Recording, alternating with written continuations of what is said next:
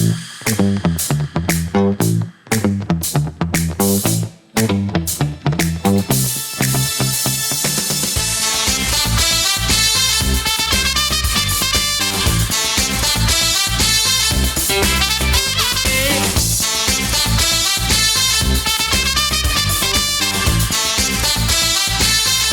right. Well, how's it going, Mr. Jack Coleman? Man, life is good. It's brisk. It is. Outside today. It is. It's fall, right? It's something. It was brisk. It was like I went out today and Jack, he comes out and he's like, I need a sweatshirt. And I'm like, suck it up, dude. You'll be fine. That's just Grow up. Stop being a baby. So welcome, ladies and gentlemen, to our very first 312 podcast. There's a camera up there, just in case. I feel like I got you. I'm hey, just talking. All right, thank you guys. Appreciate you guys being here today. Thank you so much for the in-house audience. We're probably going to have to add in like a laugh track or like the clap tracks, that sort of thing. Should it be like a canned laughter sound? I think like Laugh-In back in the day. Yes. See, we can say that, and there's going to be a lot of people that don't have no clue what we're talking about. All the Happy Days, Generation Z folks. Yeah, those folks that are like the boomers will know for sure. For sure, absolutely. And most of us Gen Xers, will have. That's right. But that's not why we're here today. That's right. It's not. We're here today to talk about real estate. Real estate. We are going to just kind of banter a bit. We're going to talk about this crazy market, the way that things have changed. As you might know, there's been a little bit of a softening. Shift. There's been a shift, if you will. We just had a fantastic training session, the event of the year, as I like to call it, at the Charlotte Coliseum. Was it voted? It was called "Get Your Shift Together." I see what they did there. It was very clever. Very clever. It was marketing. That's right. So hey, listen, this is our first one. We are just gonna roll. I'm so incredibly honored to be here with Jack Coleman. Jack is a force. He is hilarious. He's super smart. He is a go-getter. He is a 20-year corporate trainer, and he is a real estate go-getter, man. He's just really making it happen. And Jack is a family man. He is just multifaceted, just love this guy and love being able to work with him and having a partnership. So we always talk about real estate. We always kind of have these moments where we'll go, you know what, we should be sharing this with people. We should be recording this because I would want to hear this if I was There's out gold in these here hills. There's gold in them there hills. Right. And so we say, today, we're going to do it. So here we are. Yeah, and you guys who know Marcus and have followed Marcus is like a real estate expert. A author, coach, 1 book, 2 books, 3 books, and he can count at least to 3. I can. It's amazing. It's true. My daughter taught me how to do that. Yeah. So again, having a mentor and a coach like Marcus is a great thing for those of us who have not been in the real estate industry as long. I've been in since 2020. He's been in since, I think, 1975. It's 15 years, about 15 years. So if you haven't seen it, he has. We decided that we've been planning on doing this for now, I think it's been about 6 months. Yeah, at least. And then, the other day, one of us just texted the other, said, what are you doing at Friday? I think it was you, actually. I wasn't going to take credit for it. You said, well, credit where credit's due, my friend. You said, Friday, what are you doing between 9 o'clock and noon? I said, you know what? I'm going to clear the schedule. I've got a few things happening, but I'm going to push it all back because this needs to happen. Because it's important. It is. It is important. Okay, so much for the dead air. The beauty is I don't have to wear my granny glasses, right? Because I'm so close to the screen. But I have to wear mine when I get that. Right. So now you're taking yours back. There it is. Yeah, I feel bad, man. There it is. I'm gonna take mine back. So let's talk. Let's talk about what's going on. Let's talk real estate shift. Yeah. So why don't you tell me a little bit about what you're experiencing? First of all, buyers, you've got some opportunities. I've been able to write contracts over the last couple months, really over the last 6 weeks, where we've actually got concessions. Mm-hmm. We've actually gone in under ask price. Wait, concessions. So for those of you who are new to the real estate industry, they have no idea what a concession is. Any clue what a concession is? So at closing, talk with your lender to make sure that everything's copacetic. But at the end of the day, you get money back at closing for your seller or for your buyer and not for your seller. Wow. We don't have to waive contingencies Let me anymore. just say that I'm floored. At first, I thought it was because I was a master negotiator, but then I realized, no, it's happening everywhere. You're just that handsome. It's that silver fox thing you got exactly going on what there. it is. Yeah. But anyway, one of the things that I've been noticing, because we talk about it all the time. I hate math, but I dig numbers. So in Excel, Fair. I think is the greatest thing ever. I love to look at numbers and compare, and to put ourselves in a situation where we're looking at the data as it relates to really what's going on in the shift. So here's what I'm seeing. So I just compared the last 3 Augusts. Augusts. What I noticed is that even though we did see a slight uptick in days on the market from this August to last August. Right. You know how much slight uptick is? No. In this situation, it was 3 days. That's slight. It's slight. Hey, Jack, how much more money do houses on the market cost now? You know, it's amazing that you would ask that question. You're so intuitive. It was like 70 grand. What? So here's what's happening, ladies and gentlemen. For all the people that are going out and they say, wait till the market crashes. Yeah, Shall we gather at the river? Let's cover this. It's not going to crash. Well, okay, so we can't say that, because if we say that, somebody could come back and say we said it, and it. You know. I think we can go ahead and just put a stake in the ground and say the market's not going to crash. There is a very not tomorrow. Right. What's going to happen over the next several months? The good news is everybody's that said the Fed, they just went 3/4 of a point up. Right. That's not really going to affect interest rates right now. Ask me why. Why is it not going to affect interest rates, Mr. Coleman? It's so good that you ask these questions because it was already baked in. So interest rates that you're seeing now, lenders and banks already knew that was coming. So they kind of rolled that in. That doesn't mean it's not going to go up a little bit in the coming You're kind months. of like the thinking man's realtor. I try to be. I try to, but a little bit of humor, dash, little pepper, a little salt, dashing in some Nobody's spices. ever accused me of being a thinking man, Marcus. I don't know. You're sounding like one right now. Well, so if I can't dazzle you with brilliance, I can baffle you with bull. Okay. Here we go. We're getting off track here. But yeah, focus. But in any event, as interest rates go up, what's happening to prices at the same time? Prices are going up. Down? Interest rates are going up. So what does that mean for a buyer? A buyer's going to be paying more money, Marcus. Wow. As prices continue to go up, interest rates continue to go up, the buyers are going to be paying more. Yeah. Okay. Yeah. So if you're looking to sell a house, it's still a great time. You might have to negotiate a little bit. You might. But buyers, you can't pump the brakes now. You can't. Now is not the time. It could be down the road, but now it's just not the time. One of my favorite phrases that I saw you post the other day was marry the house, date the rate, divorce the rent. Divorce the rent. Those are 3 things, and you know that. This is the only time good, Jack. that it's the only time that you can use those phrases together. Sure, because you shouldn't date and marry. You should date your wife or your husband. Still, especially if you're still married. Yeah, that's important. It's important. It's critical. Here's the thing, right? So people that are waiting, it's not magic. It's math. It's math. Now that I knew. That you knew. So people that are waiting, as the interest rates continue to go up, your payments are going to continue to go up. And what's that do? Your buying power. Interest goes up, buying power goes down. So that house that 2 months ago you were able to qualify, and you're like qualified for $400,000. Right. Every 1% of interest is 10% down in buying power. So it's the interest rates as they shift. Right. Your ability to buy a house at the price that you want is shifting. So today is the day. Act with urgency. Let me ask you a couple questions. Ask me. What does inflation do? So inflation, ultimately, so when you say inflation, you're talking about overall. Let me simplify. Does it drive prices down or does it drive prices up? It does not drive prices down. It doesn't. Inflation. Right. What does lack of inventory do? Does it drive prices up or drive prices down? Supply and demand. Yeah. So make sure we're on that. What do lack of buyers do?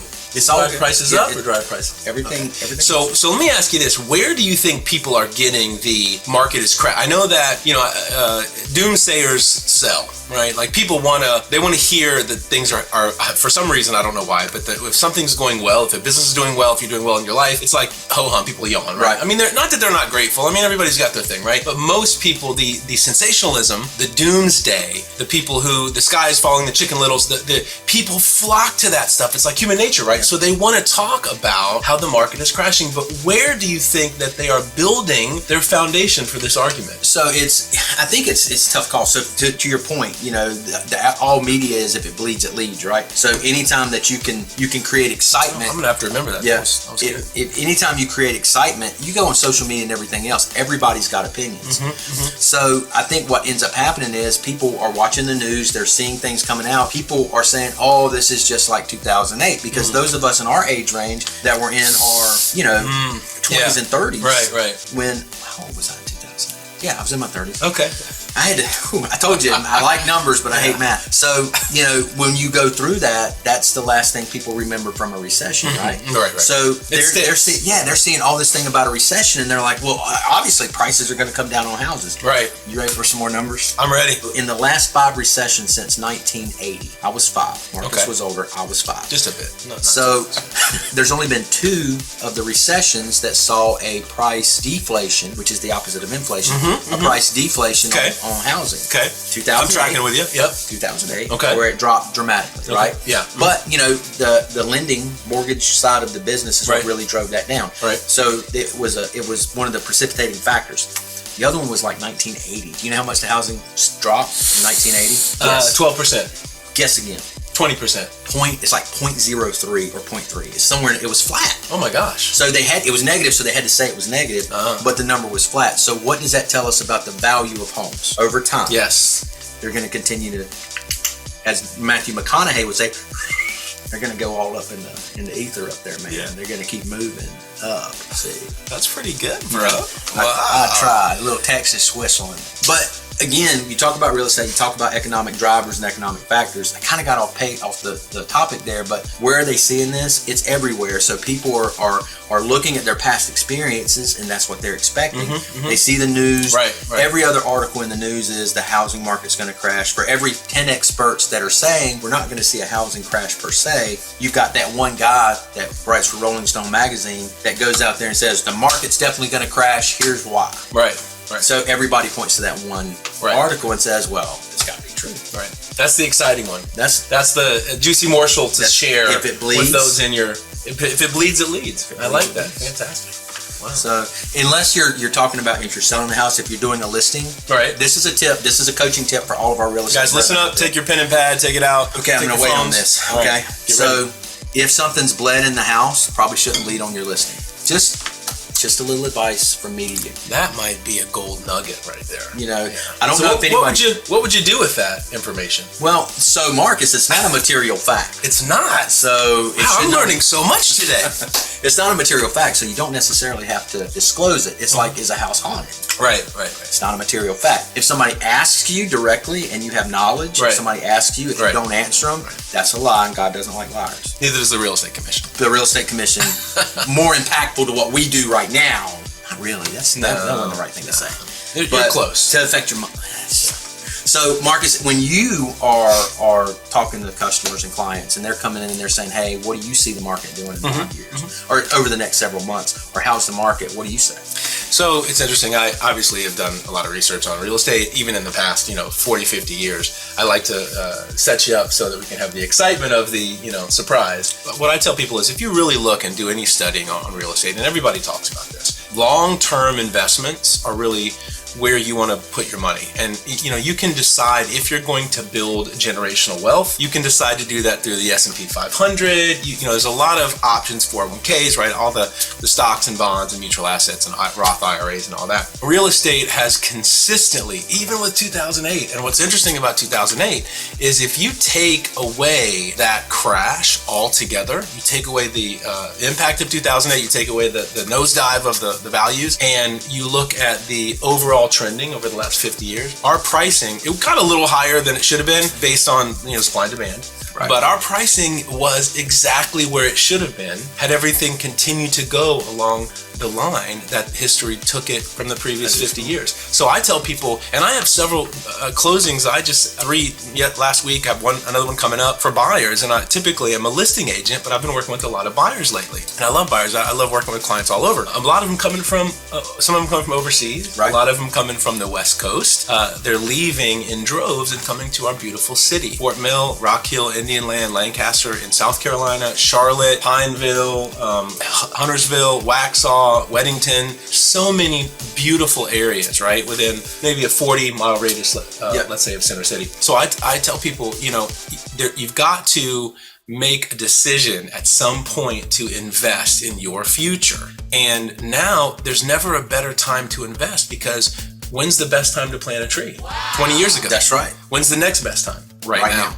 So you have to make a decision to, not let the fear of the market guide your decisions, and in 20 years you go, man, I wish I would have invested in that house back in 2022 when I let some guy who wrote an article for Rolling Stone magazine because he wanted hits and because he wanted views, so he knows how to, you know, get people into a frenzy, work them into a frothy nature. Stir up emotion. Stir it up. He knows how to do it, and he knows that's what sells. It's caused you to make a decision that's hurt your generational wealth. It's hurt your financial status and stability in 20 years. So, you know, I go to it in depth, depending on the client, depending on what their needs are and what they're looking for.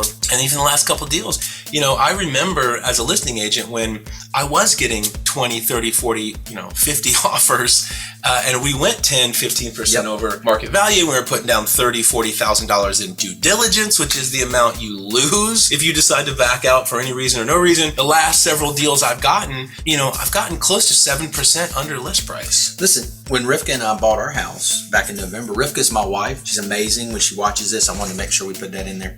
I got to put first. We had lost houses where we offered $40,000 over ask. For sure. We lost. And, you know, it's because as a realtor and as, you know, your client has to make the decision, but we wouldn't waive appraisal. Right.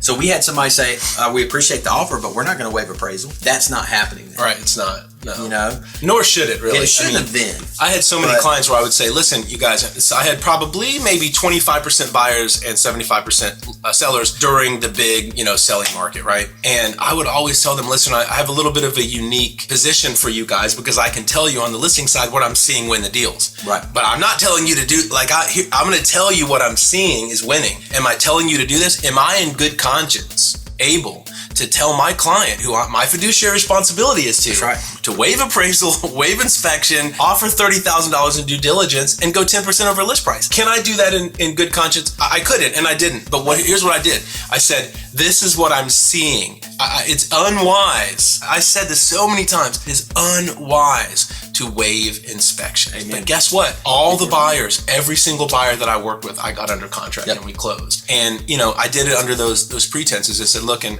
you know, many of them are in an incredibly good position even now, even as the market shifts, because they're long-term investors. I mean, they're owner-occupants, but they're looking at their house as an asset. And what they're going to do, and what I've tried to talk them into doing, is when the time comes to sell, not to sell, but to rent it. And to then purchase another asset. Because then at that point you can cash your equity. Correct. Right? Now it's going to cost you usually on an investment property you have to put 20% down. So correct.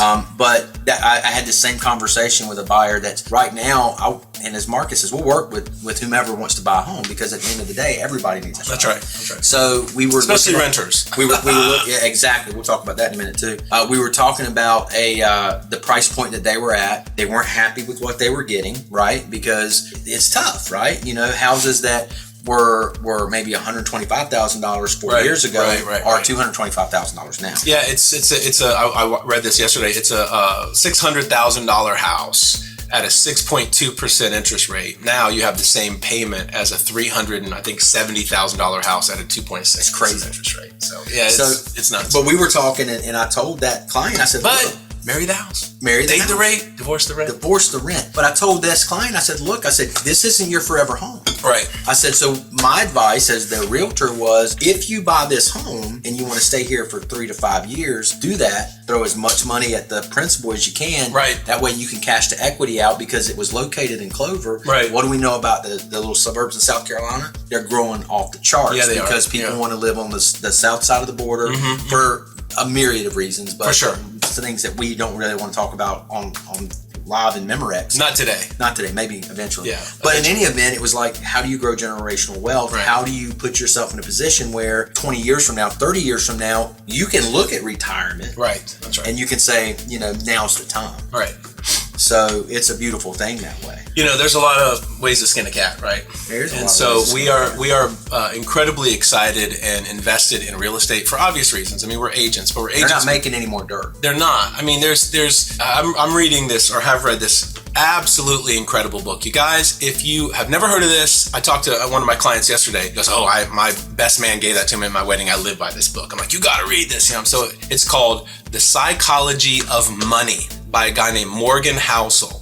and it'll change everything, man. Wherever you guys are in your business, wherever you guys are in your lives, it's just an incredible piece of information. This book is just jam-packed with nuggets of wisdom and applicable, actionable items, right, for your lives. And really, it's like The Millionaire Next Door. It's kind of there's this idea of you don't want to leverage yourself. There's this one line about somebody who buys a $100,000 car and what that says about him. And most people think, oh, he's rich. This guy's rich. He's got a $100,000 car. Well, all it really says is that he's $100,000 poor. It kills me because you talk to people and they're like, you're a realtor. What kind of car do you drive? And you get people, well, I drive and I'm not, if you're an agent and you have a luxury car, I'm not criticizing. With that being said. Sure. They're like, well, you have to drive a Mercedes, or you have to drive this, or you have to drive that. Don't get caught up in keeping up with people that don't pay your bill. One of my best friends, my biggest buddies, partners, Rich Tomasini, he was a huge listing agent up in Mooresville and Huntersville and Cornelius Davidson, Lake Homes, $1 million homes. And he was one of the biggest listing agents out there and made, a lot of money and did really well. And he drove around an old beat up pickup truck. There you go. Because again, people don't really care, but it's amazing when you think about this mentality that people have, that they have to keep up with the Joneses, and what they're actually doing. You've heard this before. They're spending money on things they don't want to impress people they don't like. But it's they don't pay their bills. It's just this mentality, and most of the time you see people who look wealthy. So that thing about the $100,000 car. All you know about that person is they don't have $100,000 now, and a house. Some people call it. Some people say it's an asset. Some people say it's a liability. Right? It's certainly not a liability the way a car is. Right? No. Where it loses value. Intrinsically. But the idea of having something and building something and looking a certain way, most of the people you see who are flashy and really look wealthy, most of them are leveraged to the hilt. And honestly, most of them, not all the time, but most of them don't have the money. And for anybody who knows this, you'll know that I'm telling the truth. It's the guy that walks in driving the pickup truck with the beat up shoes that is a millionaire. That's right. And it's because he has slowly saved.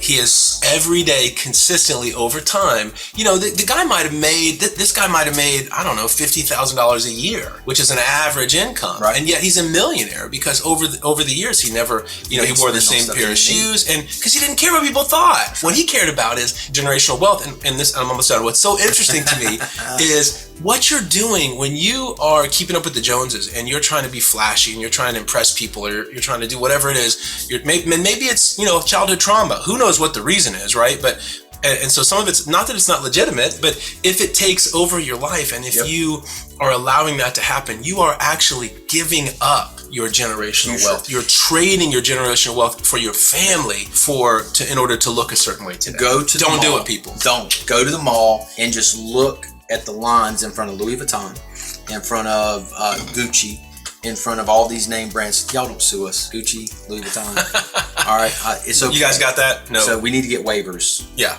Okay. At least 3. Okay. Triplets. So I was talking with Rivka and I said, we're walking through this mall, and I'm not saying it's bad to own nice things, because if you can, for sure. I mean, gifts and enjoy stuff life. Like that, But if you are trading down, paying a bill, or going deeper into debt for a $1,500 pair of shoes, it's the biggest wealth suck. A shopping mall should just basically look like a toilet. Wouldn't that be funny? And the little fountain in the middle of the mall, when you throw your money in it, it should flush. There it is. Done. I think we're done. Can we? That's a wrap, ladies and gentlemen. So let's talk about one more thing before we roll out. So rent versus buying. So we talked about this before we got online. Yes. And we're going to talk probably more at length about this. Yeah. We're going to delve into topics. Today was just kind of a free-for-all. Mishmash. Yeah. Mashed potatoes, if you will. Mashed potatoes. So if you are renting, there's some people that they have to rent. Right. But please don't get confused by anybody saying what's better to do, rent or own.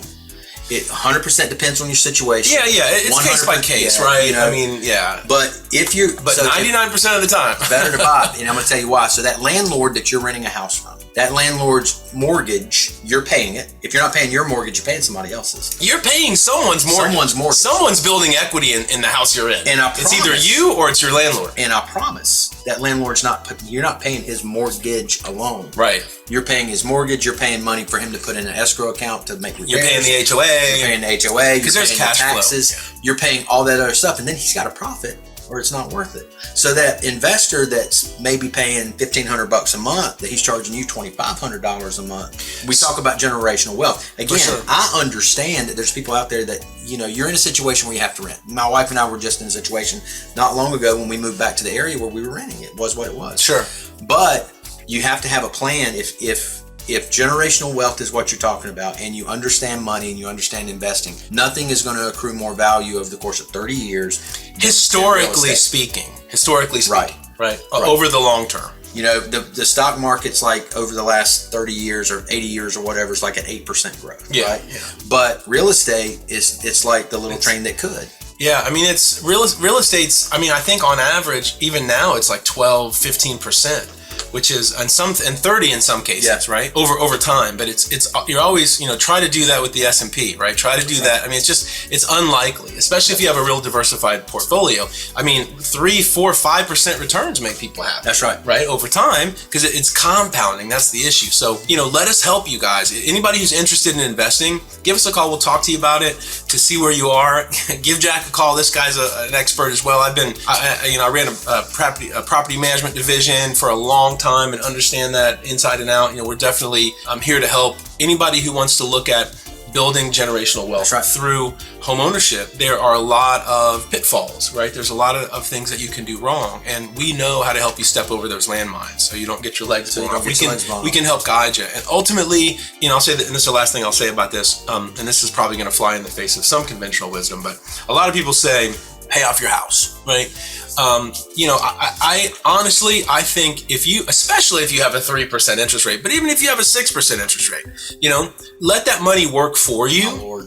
Take the money that you would have spent, because paying off your house feels good. It makes you feel this sense of freedom. It's wonderful. But that money's just sitting in the house. Yes, you can take it out, but if it's just sitting there, what good is it? It's not making any money for you. Take the money, invest it in another house, and let's help you guys build some generational wealth. And then let's parlay that into a couple more. There's an exciting platform and program for investing in home ownership and rentals that can put you, we can actually map this out for you and say, here's where you are, here's where you need to be in 2 years, here's where you need to be in 5 years, here's where you need to be in 10 years, and here's where you'll be in 20 years. It's funny because Rivka and I were just talking about this because I've always had that mindset, pay the house off, right? Pay the house off, it's good cash flow coming in, and so this isn't being braggadocious, but our interest rate when we bought our house is 2.75%. It's ridiculous. So basically, they gave us free money, man. Basically free money, and that's why would you pay that off? That was her philosophy. She's like, why don't we focus on other things? Yeah. Right. So it's amazing that you brought that up and talked about it, because when she goes back and watches this, I think she will.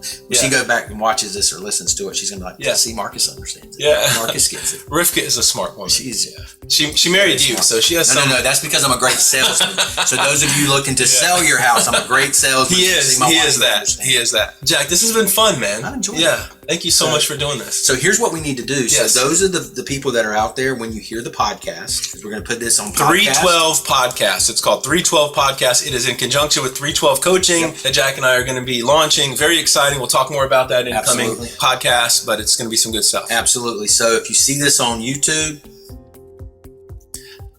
like and subscribe. And when I say smash that red button. Yeah, buddy. Smash that bell. But the other thing is, if you're listening to it on a podcast, the only way other people are going to hear this and see this is with likes and reviews. Share the love, guys. So just give us a review. If you don't like us. If you like it. If not. If you don't like us and you leave us a review, we can always get our crack team to go back and edit it. But even if you don't like us, 1 star, 3 stars, 4 stars, I like 5 stars. Give us a review. Let us know what you think. If there's things that we could do better, let us know. If there's things that you think were spot on, let us know. Yeah, we're open. We're open. Ask questions, because your question may end up a topic on one of these podcast video junkets. Guys, we want this to be useful, right?